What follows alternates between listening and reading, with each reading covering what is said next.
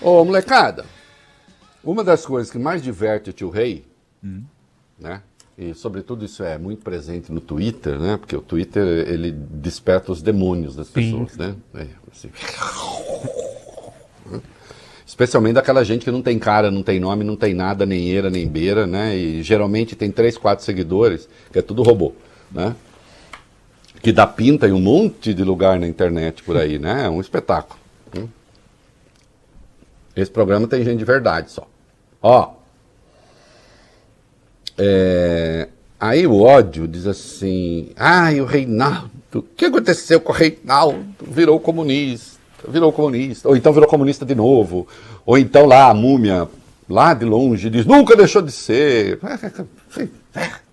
Esse vômito, né? Esse vômito fétido, pútrido, que vai passar.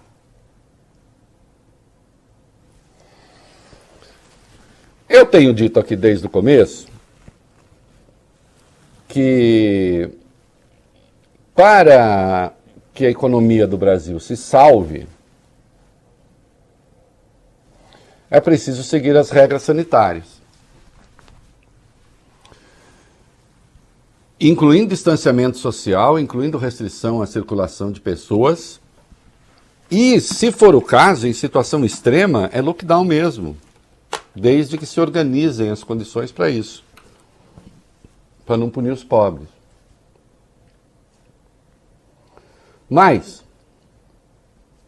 vocês vão encontrar em dezenas de vídeos meus, textos, tudo, minha participação nas redes sociais, né, a afirmação de que quem atrapalha o capitalismo brasileiro é o Jair Bolsonaro.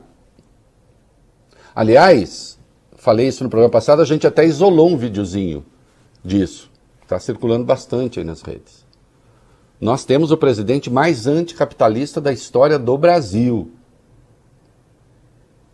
Mas por que tantos empresários gostam dele e tal? Porque são ignorantes e reacionários. Que bem, inclusive para os seus negócios, ele não faz. Mas ele é hábil em criar a falácia de que aqueles que querem impor restrições para tentar ver se o caos da saúde recua, pelo menos para um padrão administrável, ele responsabiliza essas pessoas pelas dificuldades econômicas. E até o Paulo Guedes já está dizendo o contrário. Bom, nesse domingo saiu um documento grande, robusto, fundamentado, assinado por banqueiros, também estão lá, Paulo Setúbal, Pedro Moreira Salles, Itaú Unibanco, a turma do Credit Suisse, alguns dos maiores economistas do Brasil, que trabalham em grandes empresas, fundos de investimento e etc. Falando rigorosamente isso que nós temos falado aqui. Apontando a irresponsabilidade do governo. Esta recessão, assim como suas consequências sociais nefastas, foi causada pela pandemia e não será superada enquanto a pandemia não for controlada por uma atuação competente do governo federal. Este governo subutiliza ou utiliza mal os recursos de que dispõe, inclusive por ignorar ou negligenciar a evidência científica no desenho das ações para lidar com a pandemia. Mais trecho do documento? Pois não. A falta de vacinas é o principal gargalo. Impressiona a negligência com as aquisições, dado que desde o início da pandemia foram desembolsados 528,3 bilhões em medidas de combate à pandemia. E investiram mal na questão da vacina. Lembra o peso da recessão no país, afirma que a situação econômica é desoladora, e que a coisa ainda é pior do que parece, porque a taxa de desemprego por volta de 14% é a mais elevada da série histórica, e ainda subestima o aumento do desemprego, pois a pandemia fez com que muitos trabalhadores deixassem de procurar emprego, que é o chamado desalento. Isso é carta de banqueiro, vai ver que é tudo banqueiro comunista, como é a tese daquele maluco. Porque uma coisa é o seguinte, como você acusa o comunismo de estar por trás de tudo, aí vem banqueiro que contesta a pessoa, este sábio, né? Aí o sábio diz, não, o banqueiro também é comunista. Pô, o Jorge Soros, ele diz que é comunista. Mas desmoraliza a tese furada de Bolsonaro. A controvérsia em torno dos impactos econômicos do distanciamento social reflete o falso dilema entre salvar vidas e garantir o sustento da população vulnerável. Na realidade, dados preliminares de óbitos e desempenho econômico sugerem que os países com pior desempenho econômico tiveram mais óbitos na Covid-19. Vai ver, os banqueiros não conhecem economia, não sabem ganhar dinheiro e apostam na destruição do país para que eles próprios possam perder muita grana. Só isso? Não. O papel da liderança, apesar do negacionismo de alguns poucos, praticamente todos os líderes da comunidade internacional tomaram a frente no combate à Covid-19 desde março de 2020. Hoje, menos um. Jair Bolsonaro. E termina dizendo que o país exige respeito.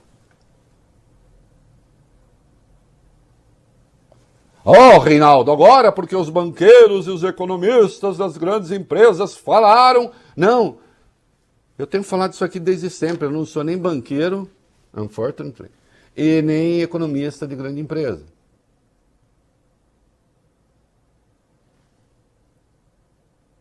Né? E isso não é papinho de jornalista que gosta de criticar tudo. Nós temos um presidente que atrapalha o Brasil. Vamos ter que lidar com ele. Fazer o quê? Claro que o impeachment deveria ser um caminho, muita gente fica, inclusive nas redes sociais. Meus queridos, é preciso ter 342 votos na Câmara. Não havia antes, não há agora. A gente faz o quê? Bob, ó, percebeu que combina? Então, tudo rigorosamente pensado. Não há os 342. Por mim já teria ido, ele já cometeu 26 crimes de responsabilidade na minha contabilidade. Metade deles também poderia ser considerado crime comum, mas aí é o procurador que tem que denunciar. Mas ainda assim, se ele denuncia, o Supremo manda para a Câmara, precisa de 342 votos do mesmo jeito. Gente, é preciso ler um pouco a legislação para saber. Né? Que ele perdeu, está destrambelhado? Tá. Se vai se encontrar, não sei. Agora, que fique claro, né? O capital percebeu.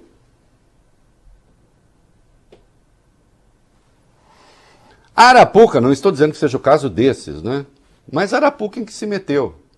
Criou-se a mentira em 2018 que ou era PT ou era Bolsonaro. Em primeiro lugar, isso é mentira. Era mentira. Tinha 3, 4 candidatos do campo conservador. Tinha o Meirelles, tinha o Amoedo, tinha o Alckmin. Mas desde o começo, não. Tá bom. Depois ficou Haddad, Bolsonaro. Alguns acharam que Bolsonaro seria um mal menor.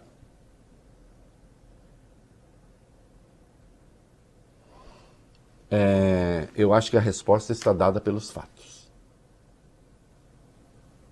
Não é mesmo? Nada contesta a evidência. Eu acho que a resposta a esta dúvida se conta em covas. A verdade desta questão, desta premissa, está nos cemitérios. É bom pensar nisso.